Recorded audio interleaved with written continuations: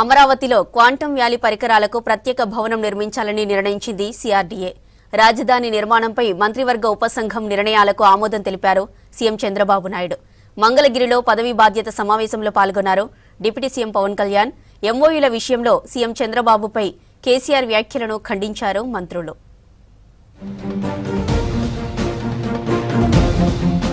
అమరావతిలో CRDA 65వ authority సమావేశం నిర్వహించారు సీఎం చంద్రబాబు.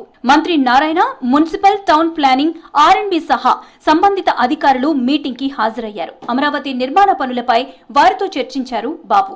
మంత్రివర్గ ఉపసంఘం నిర్ణయాలకు, భూ సమస్య పరిష్కారానికి జిల్లా స్థాయి అధికారుల కమిటీ ఏర్పాటుకు ఆమోదం తెలిపారు.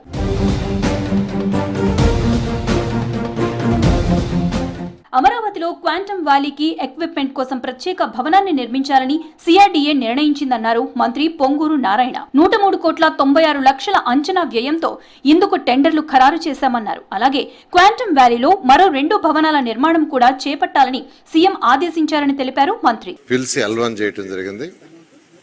103.96 కోట్లు. ఇది స్పెషల్ బిల్డింగ్.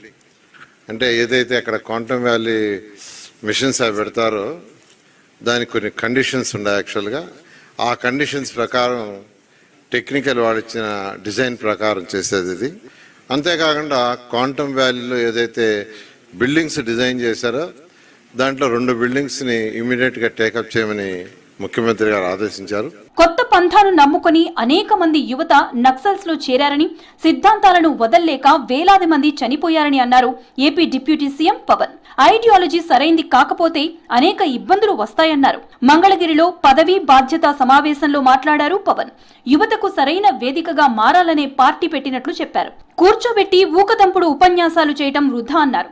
ఏం పని చేసినా రాజ్యాంగానికి లోబడే పని చేయాలని సూచించారు. ఎంతమంది నక్సలైట్స్ వాళ్ళ విధానంతో మనం నచ్చచ్చు నచ్చకపోవచ్చు కానీ వాళ్ళు ఏదో ఒక తపనతో వెళ్ళిపోయారు. వాళ్ళందరూ పోరాటం ఓడిపోయి న్యాయం చేయలేక అటు ఇటు పడిపోయి ఎంతమందో చనిపోయి ఇలా కకావికలం అయిపోయింది. ఈ ప్రాసెస్ లో పట్టు విడవకుండా నలిగిపోయి చనిపోయారు అందరూ. సీఎం చంద్రబాబు ఎంఓయూలపై తెలంగాణ మాజీ సీఎం కేసీఆర్ ఏదేదో మాట్లాడారన్నారు ఏపీ మంత్రి కందుల దుర్గేష్. కేసీఆర్ అధికారంలో ఉన్నప్పుడు ఎంఓయూ గ్రౌండ్ అవని పరిస్థితి వచ్చిందేమో అని, ప్రస్తుతం ఆ పరిస్థితి లేదు అని తెలిపారు. అమరావతిలో ఆవకాయ పేరుతో ఉత్సవాలు నిర్వహించనున్నట్లు తెలిపారు మంత్రి. ఇందుకు సంబంధించి అధికారులతో కలిసి పోస్టర్ ఆవిష్కరించారు. ఇందులో కల్నరీ కూడా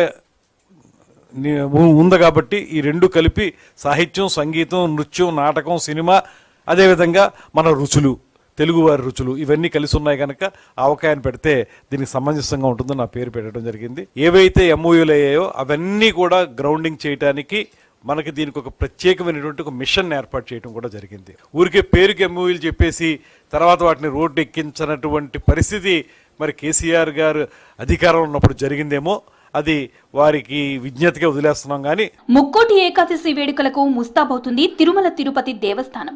భక్తులకు ఇబ్బందులు కలగకుండా వేడుకలు నిర్వహించేందుకు ఏర్పాట్లు చేస్తున్నారు అధికారులు. టీటీడీ కార్యాలయంలో ఏర్పాట్లు, వైకుంఠ ద్వార దర్శనాలపై మంత్రులు ఆనం రామనారాయణ రెడ్డి, వంగలపూడి అనిత రివ్యూ నిర్వహించారు. భక్తులకు సదుపాయాలు, అన్నప్రసాద వితరణ, పారిశుద్ధ్యంతో పాటు మౌలిక సదుపాయాల కల్పన, భద్రతపై చర్చించారు. 164 గంటల పాటు వైకుంఠ ద్వార దర్శనాలు కల్పించాలని నిర్ణయించారు. ఇక డిసెంబర్ 30 నుంచి జనవరి 8 వరకు వైకుంఠ ద్వార దర్శనాలు కల్పించనుంది టీటీడీ.